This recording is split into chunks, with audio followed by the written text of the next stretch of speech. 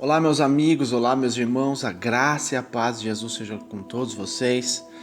Graças a Deus, nós estamos tendo mais uma oportunidade de ouvir e aprender com a palavra de Deus. Amém? Nós estaremos lendo hoje Marcos de número 12 e olha que a palavra de Deus nos ensina. Então Jesus começou a lhes falar por parábolas. Certo homem plantou uma vinha. Ele colocou uma cerca ao redor dela, cavou um tanque para prensar as uvas e construiu uma torre. Depois ele arrendou a vinha a alguns lavradores e foi fazer uma viagem. Na época da colheita, ele enviou um servo aos lavradores para receber deles parte do fruto da vinha. Mas eles o agarraram e espancaram e o mandaram embora de mãos vazias. Então enviou-lhes outro servo e lhe bateram na cabeça e humilharam. E enviou ainda outro, no qual mataram. E enviou muitos outros e alguns bateram e outros mataram. Faltava-lhe ainda um para enviar, seu filho amado. Por fim o enviou dizendo: meu filho, eles vão respeitar. Mas os lavradores disseram uns aos outros: este é o herdeiro, venha, vamos matá-lo e a herança será nossa. Assim eles o agarraram e o mataram e o lançaram para fora da vinha. O que fará então o dono da vinha? Virá e matará aqueles lavradores e dará a vinha a outros. Vocês nunca leram esta passagem nas Escrituras? A pedra que os construtores rejeitaram tornou-se a pedra angular. Isso vem do Senhor e é algo maravilhoso para nós. Então começaram a procurar outro meio de prendê-lo, pois perceberam que era contra eles que ele havia contado aquela parábola. Mas tinham medo da multidão, por isso o deixaram e foram embora. Mais tarde enviaram a Jesus alguns dos fariseus e herodianos para apanharem em alguma coisa que lhe dissesse. Estes se aproximaram dele e disseram: Mestre, sabemos que és íntegro e que não te deixas influenciar por ninguém, porque não te prendes à aparência dos homens, mas ensinas o caminho de Deus conforme a verdade. É certo pagar imposto a César ou não? Devemos pagar ou não? Mas Jesus, percebendo a hipocrisia deles, perguntou: Por que vocês estão me pondo à prova? Tragam-me um denário para que eu o veja. Eles lhe trouxeram a moeda e eles lhe perguntou: De quem é esta imagem que está na inscrição? De César, responderam eles. Então Jesus lhe disse: Deem de César o que é de César, e a Deus o que é de Deus. E ficaram admirados com ele. Depois os saduceus, que diziam que não há ressurreição, aproximaram-se dele a seguinte questão: Mestre, Moisés nos deixou escrito que se o irmão de um homem morrer e deixar a mulher sem filhos, este deverá casar-se com a viúva e ter filhos para seu irmão. Havia 7 irmãos. O primeiro casou-se e morreu sem deixar filhos. O segundo casou-se com a viúva, mas também morreu sem deixar filhos. O mesmo aconteceu com o terceiro. Nenhum dos 7 deixou filhos e finalmente morreu também a mulher. Na ressurreição, de quem ela será esposa, visto que os 7 foram casados com ela? Jesus respondeu: Vocês estão enganados, pois não conhecem as Escrituras nem o poder de Deus. Quando os mortos ressuscitam, não se casam e nem se dão a casamentos, mas são como os anjos nos céus. Quanto à ressurreição dos mortos, vocês não leram no livro de Moisés, no relato da sarça, como Deus lhe disse: Eu sou o Deus de Abraão, o Deus de Isaque e o Deus de Jacó? Ele não é Deus de mortos, mas de vivos. Vocês estão muito enganados. Um dos mestres da lei aproximou-se e ouviu discutindo. Notando que Jesus lhe dera uma boa resposta, perguntou-lhe: De todos os mandamentos, qual é o mais importante? Respondeu Jesus: O mais importante é este: Ouve, ó Israel, o Senhor, o nosso Deus. O Senhor é o único Senhor. Ame o Senhor, o seu Deus, de todo o seu coração, de toda a sua alma, de todo o seu entendimento e de todas as suas forças. O segundo é este: ame o seu próximo como a si mesmo. Não existe mandamento maior do que estes. Muito bem, mestre, disse o homem. Está certo ao dizeres que Deus é o único e que não existe outro além dele. Ama-lo de todo o coração, de todo o entendimento, de todas as forças, e amar ao próximo como a si mesmo é mais importante que todos os sacrifícios e ofertas. Vendo que ele tinha respondido sabiamente, Jesus lhe disse: Você não está longe do reino de Deus. Daí por diante, ninguém mais ousava lhe fazer perguntas. Ensinando no templo, Jesus perguntou: Como os mestres da lei dizem que o Cristo é filho de Davi? O próprio Davi, falando pelo Espírito Santo, disse: o Senhor disse ao meu Senhor: senta-te à minha direita até que eu ponha os teus inimigos debaixo dos teus pés. O próprio Davi o chama Senhor. Como pode então ser ele seu filho? E a grande multidão o ouvia com prazer. Ao ensinar, Jesus dizia: cuidado com os mestres da lei. Eles fazem questões de andar com roupas especiais, de receber saudações nas praças e de ocupar os lugares mais importantes nas sinagogas e os lugares de honra nos banquetes. Eles devoram as casas das viúvas e, para disfarçar, fazem longas orações. Esses receberão condenação mais severa. Jesus sentou-se em frente do lugar onde eram colocadas as contribuições e observava a multidão colocando dinheiro nas caixas de oferta. Muitos ricos lançavam ali grandes quantias. Então uma viúva pobre chegou-se e colocou 2 pequeninas moedas de cobre de muito pouco valor. Chamando a si os seus discípulos, Jesus declarou: afirmo-lhes que esta viúva pobre colocou na caixa de oferta mais do que todos os outros. Todos deram os que lhe sobrava, mas ela, da sua pobreza, deu tudo o que possuía para viver. Amém? Até aqui. Meus amados, nós vemos os ensinamentos ricos de Jesus para nós. E ele inicia aqui Marcos de número 12, as escrituras, falando sobre algo que Jesus estava ensinando através de parábola. Nós sabemos que Jesus sempre dizia muito por parábolas para que o povo pudesse entender o que ele queria trazer de realidade. O que acontece? Ele estava ali ensinando algo sobre a vinha. Ele estava falando sobre lavradores. E essa parábola, meus amados, quer dizer sobre o reino de Deus. Ali havia na época de uma colheita, onde os trabalhadores, que estava arrendado o reino de Deus sobre nós, seres humanos, e nós estamos trabalhando para o Senhor. E quando ali o dono da vinha, que nós podemos pôr como Deus, veio para recolher as colheitas, as obras, e enviou um servo aos lavradores para receber deles parte do fruto da vinha. E quando chegou ali o seu servo, o que as pessoas da vinha fizeram? Agarraram ele, espancaram ele e mandaram embora de mãos vazias. O que o povo fazia com os profetas no passado? Quando Deus enviava os profetas, o povo rejeitava, o povo batia, o povo martirizava. Quantos e quantos profetas e homens de Deus foram martirizados por homens rebeldes? Quantos batiam, espancavam, humilhavam, não davam créditos? E hoje, nos dias de hoje, quantas vezes os homens de Deus, nós homens de Deus, estamos ensinando, falando da palavra de Deus e muitas pessoas não dão crédito, não ouvem. É exatamente isso, meus amados, que acontecia, que acontece e vai acontecer. O ser humano muitas das vezes fecha o coração para as palavras de Deus. O ser humano muitas das vezes humilha os servos de Deus, humilha os profetas. E o que acontece? Ali a palavra de Deus fala que faltava ainda enviar o seu Filho amado. Seu Filho amado é Jesus Cristo. E ele enviou Jesus Cristo para a terra, dizendo: o meu filho eles respeitarão, o meu filho eles vão ouvir. E o que eles fizeram com Jesus Cristo? Este é o herdeiro, vamos matá-lo, e a herança será nossa. O que o povo fizeram com Jesus? Mataram Jesus e lançaram fora. Meus amados, e que Deus diz aqui? O que fará então o dono da vinha? Virá e matará todos aqueles lavradores e dará a vinha a outros. Meus amados, Deus, Ele se compadece de nós. Ele é um Deus amoroso, um Deus que ama a humanidade com um amor que nós nunca vamos entender enquanto estivermos aqui na terra, limitados com o entendimento.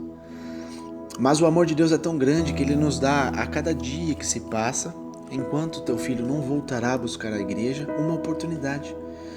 Essa oportunidade que você está tendo de estar ouvindo a palavra de Deus hoje é justamente a oportunidade que Deus está te dando para você entender e compreender que se você não mudar a tua conduta, não mudar os teus caminhos e não se voltar para Deus com o coração quebrantado, querendo buscar de Deus a salvação, consertar tudo que você está fazendo de errado, viver uma vida de integridade com Deus, Deus está trazendo essa oportunidade a todos nós, meus amados. Se nós não compreendermos isso e não levarmos a sério, Olha o que a palavra de Deus fala. O que acontecerá conosco quando vir Jesus na próxima vez, que virá agora para julgar, para buscar a igreja e julgar os povos? Será morto, meus amados, porque a morte não é ainda concretizada. Por quê? Porque quando Jesus veio à terra e morreu por todos nós, ele venceu a morte. Então a morte não tem mais poder. No passado, antes da vinda de Jesus, a morte reinava. Então todas as pessoas que morriam automaticamente iam para o inferno, né? Tinham a morte eterna. Só que quando Jesus morreu por nós, quando ele se entregou para nós, ele venceu a morte. A palavra de Deus fala que ao terceiro dia ele ressuscitou e ele foi até o inferno. Ele tomou a chave da morte. Ele tomou, né, ali toda a autoridade que estava sobre o inferno para ele. Ele venceu o pecado, ele venceu a morte. E ele ali ainda pregou para as pessoas que estavam ali e levou embora aqueles que aceitaram a Jesus. Então o que acontece, meus amados? Hoje, as pessoas que morrem em mortes naturais aqui da terra, que passam deste plano para outro, elas estão esperando o julgamento. Estão distintas de lugares, claro. As pessoas que não vivem conforme os mandamentos do Senhor, a lei do Senhor, aquilo que Deus estipula, essas pessoas que vivem deliberadamente de coisas horríveis, de vidas desorganizadas, essas pessoas serão separadas para um lugar. Aquelas que vivem a vontade de Deus e são fiéis a Deus serão separadas para outro lugar, até que venha Jesus.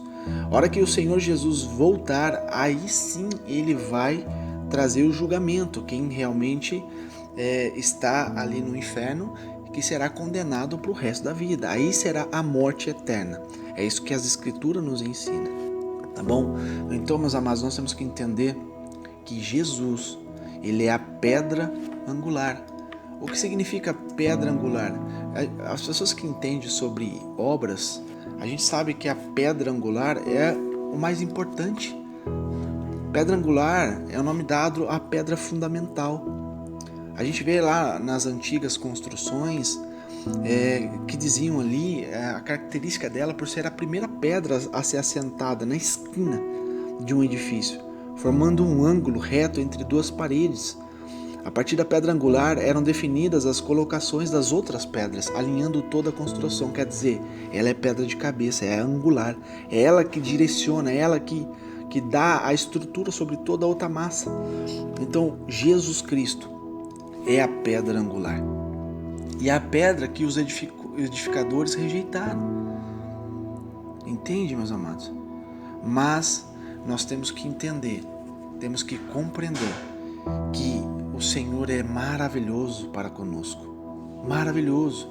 Ele está nos dando a rica oportunidade de eu e você ouvir a palavra de Deus e aprender com as Escrituras. Posterior a isso, a gente vê aqui que Jesus estava ali no meio dos fariseus, dos herodianos, aonde ali eles perguntaram ao Senhor: Mestre, nós sabemos que tu és íntegro. Olha só a astúcia desses homens. Olha o que eles perguntam para Jesus. Nós sabemos que o Senhor é íntegro, que o Senhor não se deixa se influenciar por ninguém, que você não é Maria vai com as outras, que o Senhor tem sabedoria, porque não te prendes à aparência dos homens, quer dizer, você não deixa se influenciar para aquele que é rico, que é bonitinho. Não, o Senhor não se deixa se levar por isso também. Mas o Senhor ensina o caminho de Deus conforme a verdade. Olha o que eles estão testificando de Jesus, afirmando. Aí eles perguntam: é certo pagar imposto a César ou não? Devemos pagar ou não? Meus amados, eles sabiam a resposta. Olha o que eles afirmam de Jesus e lançam uma pergunta tão estúpida dessa. E olha que Jesus responde para eles, percebendo a hipocrisia. Por que vocês estão me pondo à prova? Tragam-me um denário para que eu veja. Trouxe uma moeda. Nós sabemos que todas as moedas têm uma imagem, né? Tem uma inscrição. E ele perguntou aqui para os homens: de quem é esta imagem e esta inscrição? De César, responderam eles. Então Jesus lhe disse: deem a César o que é de César e a Deus o que é de Deus. E ficaram admirados com ele. Meus amados, Jesus aqui está ensinando que nós vivemos, por mais que nós não somos deste mundo, lá em João 17, o próprio Jesus diz isso, mas nós vivemos neste mundo. Então, se nós vivemos neste mundo, nós temos que obedecer às normas e às leis deste mundo, que são criadas por homens. Muitas delas pela influência do Espírito Santo e muitas delas por influências de espíritos demoníacos. É notório isso, é real, né? A nação cujo Senhor é Deus, nós sabemos que ela é próspera, ela é abençoada. Vejamos Israel. Olha o tamanho de Israel, é minúscula. Olha a população de Israel, é minúscula. E olha como aquela nação é abençoada, é próspera. Não só em questão de riqueza, porque eles retêm aí a maior quantia de dinheiro, os judeus do mundo, do planeta. Se você pesquisar, você vai saber disso. Eles são prósperos, por quê? Porque eles obedecem os mandamentos de Deus. Por mais que tem muitas coisas ainda que tem que ser tratado, que Deus vai tratar com eles, mas eles são obedientes. E eles consagram a nação deles ao Senhor. Então Deus ali prospera muito aquela nação, por ser um povo escolhido, por ser um povo obediente em muitas das coisas. Agora a gente vê outras nações cuja existe muitas coisas erradas, muitos homens que estão nos poderes, nos governos, que não são tementes a Deus, que criam leis para destruição, deixam ser influenciados por entidades satânicas para criar coisas ruins para a população, onde existe a grande corrupção, onde existe grande povo idólatra. Entende? Então, meus amados, quando a gente vê que uma nação ela não segue os preceitos, conceitos de Deus, ela sofre, ela padece. E Deus ele não poupa, meus amados, porque tem que ser aprendido. Lembra o povo de Deus? Quantas das vezes eles erravam? Às vezes o povo de Israel, eles começavam a deixar entrar idolatria no meio deles, eles deixavam começar a entrar coisas ruins entre eles, hábitos ruins, condutas erradas. E o que Deus fazia? Permitia o mal cair sobre eles. Eles eram escravizados, vinham outro reino que não era temente a Deus, destruíam eles e levavam todos cativeiro, todos em cativo. Posterior a isso, quando passavam os anos, eles se arrependiam, eles clamavam a Deus por misericórdia. O que Deus fazia? Se compadecia deles e levava socorro. Resgatava o povo de formas miraculosas. É o que Deus faz. Só que tem que ter arrependimento, tem que ter no coração da nação em geral, meus amados, o arrependimento, o quebrantamento de coração. Então nós aqui no Brasil, se nós queremos mudar a nossa nação, queremos que todos esses líderes de governo que estão sobre o poder do governo, que são infelizmente usados por coisas malignas para trazer o mal sobre a nossa nação, nós temos que começar a orar ao Senhor, pedir misericórdia pela nossa nação. Não só pedir misericórdia pela nossa casa com um ato de egoísmo, mas orar pela nação, meus amados. Clamarmos juntos numa só união para que Deus possa mudar a nossa história. Sendo assim, meus amados, a gente vai conseguir ter uma resposta de Deus e que Deus possa mudar a nossa posição que estamos hoje, vivendo hoje. Amém? Então a gente vê ali que Deus disse: dá de César o que é de César e de Deus o que é de Deus. Temos que obedecer tanto as normas e as regras aqui da terra e quanto as normas de Deus. Então isso é o que nós devemos fazer. Depois disso, os saduceus ainda perguntaram a respeito de ressurreição. Meus amados, aqui é onde vive muito um engano, aonde ainda tem pessoas que acreditam em reencarnação, em muitas coisas que a palavra de Deus não afirma isso. Você não acha na Bíblia a respeito de reencarnação. Você pode ler a Bíblia inteira, pedir entendimento ao Espírito Santo de Deus, não existe isso. Foram criados por homens que dizem que receberam entidades, meus amados, a palavra de Deus fala, tudo que sai, Deus afirma isso, tudo que sai do contexto da palavra de Deus, que é a Bíblia, tudo coisas secundárias, coisas que estão fora do registro da Bíblia, que é a palavra de Deus, é anátema, não é verdade, é heresias. Então, meus amados, até a aparição de um anjo, se aparecer para você dizendo algo que está diferente da palavra de Deus, é para você repreender ele, porque isso é anátema. Então, meus amados, a palavra de Deus fala claramente que o povo sofre, que o povo padece por falta de conhecimento. Então, se você obter esses conhecimentos que a Bíblia nos ensina, você nunca vai deixar ser levado por opiniões alheias, por opiniões que contradizem com o que Deus ensina. Então, se você for tentar compreender a palavra de Deus, se aprofundar, ler, pedir entendimento e sabedoria ao Espírito Santo de Deus, você não vai cair em enganos, você não vai ser iludido por mentiras que o inimigo cria, porque ele baseia as mentiras dele nas verdades de Deus. Ele não tem poder de criar nada, por isso ele engana as pessoas com meias verdades. Lembra quando ele apareceu para Jesus lá no deserto, que ele começou a perguntar, a afirmar, tentando fazer com que Jesus se prostrasse a ele através das escrituras, trazendo ali algumas verdades, meias verdades, tentando trazer um problema dentro de Jesus de identidade, que ele fosse enganado. E o que Jesus respondia a ele? Através da palavra. Ele tinha poder de expulsar só de imediato: Satanás, sai daqui agora. Satanás tinha que sair, porque ele é o Filho de Deus, tem todo o poder sobre o céu, a terra e debaixo da terra. Mas o que ele fez? Para nos ensinar, ele respondeu a Satanás através da palavra de Deus. Então todas as respostas, todas as saídas da nossa vida, dos nossos problemas, das nossas tentações, está aqui na palavra de Deus. Jesus usou a palavra de Deus. Em toda a sua caminhada, em todo o seu ministério, ele usou a palavra de Deus. A gente vê que Jesus, quando estava lá no altar da igreja, na sinagoga, ele estava lendo Isaías. Então ele estava lendo as escrituras de Deus. Meus amados, não venhamos ser enganados por homens, não venhamos ser enganados por falsos profetas, falsos, porque Jesus também disse que no fim dos tempos, que é o tempo que nós estamos vivendo agora, que é a igreja de Laodiceia, é a última igreja, não tem mais posterior a isso. Posterior a isso é a vinda de Jesus Cristo.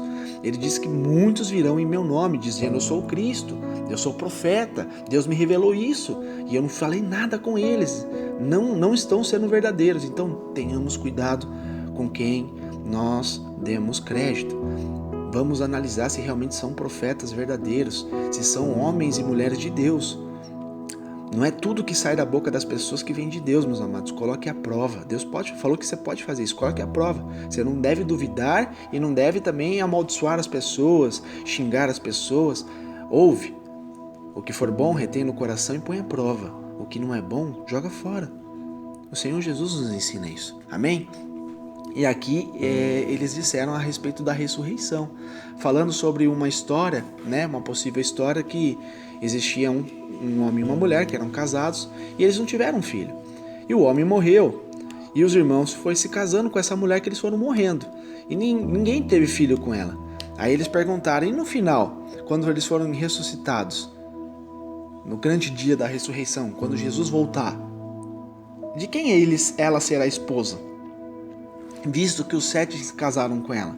E Jesus respondeu: vocês estão enganados, pois vocês não conhecem as escrituras nem o poder de Deus. Quer dizer, vocês estão fazendo perguntas terrenas, perguntas rasas. O mundo de Deus é muito além disso. A palavra de Deus é muito além disso. Vocês têm que aprender.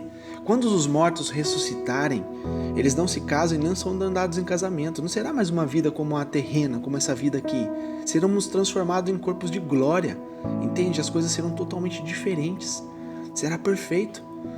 Então nós teremos um corpo glorificado como os dos anjos de Deus.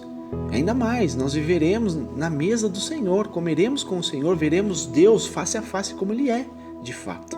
E Ele diz aqui: eu sou o Deus de Abraão, eu sou o Deus de Isaac e sou o Deus de Jacó. Quer dizer, eles não são mortos, estão vivos. Lembra que eu falei para vocês que a verdadeira morte é só quando Jesus trazer o julgamento e a condenação eterna? Aí será a morte eterna, meus amados, que não vai ter mais o que fazer. Não tem mais ninguém que te salve da mão de Deus. Se Deus, naquele grande dia, trazer a presença dele uma pessoa que viveu uma vida terrível, uma vida de pecado, uma vida que não deu ouvidos à palavra de Deus e for condenado à morte eterna, aí acabou, meus amados. Aí a palavra de Deus fala, como a gente leu no passado, em Marcos, onde o verme nunca morre e o fogo nunca se apaga. Então esse é o perigo, que nós temos que tomar conta das nossas vidas, ajudar ao próximo também a encontrar o caminho em Deus, para que não venha no final morar nesse lugar. Então, meus amados, olha o que Jesus fala. O mais importante é isso, sobre vocês cumprirem os mandamentos de Deus. Ouve, ó Israel, o Senhor, o nosso Deus, o Senhor é o único Senhor. Olha que Jesus está afirmando para nós. Ele disse aqui sobre os mandamentos, onde eles perguntaram quais são os mandamentos. O principal de tudo, amar a Deus de todo o nosso coração, de todo o nosso entendimento, de todas as nossas forças. Então, é amar Deus sobre todas as coisas. E posterior a isso, amar o nosso próximo como a si mesmo. Essas são as coisas mais importantes, até mais importante do que os sacrifícios e ofertas. Amar o próximo como a nós mesmos. Sendo assim, nós vamos viver em união, vamos viver em santidade, vamos viver em harmonia, entende? E Jesus está dizendo aqui, claramente, que não existe outro Deus além do Deus de Israel. Ele fala, ouve, ó Israel, ouve, povo, meu povo, que está tendo a oportunidade de ouvir. O Senhor, o nosso Deus, o Senhor é o único Senhor. Entende? Então não existe intermediário entre Deus, meus amados. Não existe intermediário entre Deus. Não caia, sabe? Não perca teu tempo. Não existe intermediação para Deus, meus amados. Não existe. Coisas terrenas que intermediam a Deus. Não existe coisas celestiais que intermediam para Deus. Não existe. Né? Só existe a Trindade. O Pai que está no trono, Jesus que está à destra de Deus, intercedendo por nós, que é o nosso advogado, e o Espírito Santo de Deus que está entre nós, dentro de nós. Aqueles que servem a Jesus, aquele que confessa a Jesus e vive uma vida de santidade, o Espírito Santo habita dentro dessa pessoa como habitava em Jesus. Posterior a isso, não existe mais nada, meus amados. Entende? O próprio Jesus está afirmando aqui. O Senhor é o único Senhor. Então, que nós possamos ter esse entendimento, tá bom? Quer pedir algo para Deus? Clame diretamente a Ele. Quer ter segurança? Clame diretamente a Ele. Quer ter salvação? Jesus diz, eu sou o caminho, a verdade e a vida. Ninguém vem ao Pai senão por mim. É Jesus Cristo. Quer ter dias melhores? Quer ter paz? Quer trazer a paz sobre a sua nação, sobre a sua família? Quer trazer a transformação sobre a sua nação? É Deus. Clame a Deus. E Deus vai mudar a nossa história. Amém? Então, meus amados, a gente vê que esses são alguns dos ensinamentos que Jesus está trazendo para nós. Para que a gente não venha cair, meus amados, em coisas ruins, em caminhos errados. Porque nós sabemos, meus amados, que aquele que tem uma vida errada, como aqueles mestres da lei ali, né, que eles faziam questão de andar com roupas especiais e receber saudações nas praças, né, eles eram ali os mais bem vistos. Eles ocupavam os melhores lugares nas sinagogas, os lugares de honra nos banquetes. As pessoas aplaudiam eles, né? Admiravam aqueles homens. E o que Jesus diz? Esses mesmos homens que vocês estão aí aplaudindo, por causa da aparência, por causa do douto, o que eles fazem? Eles devoram as casas das viúvas. E para disfarçar, eles fazem longas orações. Mas, olha só, tem um ponto aqui. Estes receberão condenação mais severa. Meus amados, não existe impunidade para Deus. Se você planta coisas ruins, você vai colher coisas ruins. Se você planta perversidade, se você planta, seja lá o que for, que não condiz com a palavra de Deus, você vai receber condenação mais severa. Isso é para todos, entende? Deus não faz distinção, não. Isso aqui é uma lei de Deus. Então, todos ali estavam perante Jesus, observando, né? Para finalizar essa palavra, as pessoas ofertando na casa de Deus, na sinagoga. E ali eles estavam colocando dinheiro nas caixinhas de ofertas. E muitas pessoas ricas, meus amados, só de matéria, tá? Ricas só de cifrões, porque a verdadeira riqueza é Deus, é a integridade, é a honestidade, é a bondade, é a misericórdia. Essa é a verdadeira riqueza, que são os valores, não os cifrões. Aqueles homens eram ricos só de cifrões. Eles ali lançavam grandes quantias, porém tinha uma viúva pobre e ela chegou ali e colocou 2 pequeninas moedas de cobre, que não tinha valor quase algum. E chamando ali a presença dos discípulos, Jesus declarou, ele afirmou, falou assim, tá vendo aquela viúva pobre? Ela colocou ali na caixinha de ofertas mais do que todos os outros. Por quê?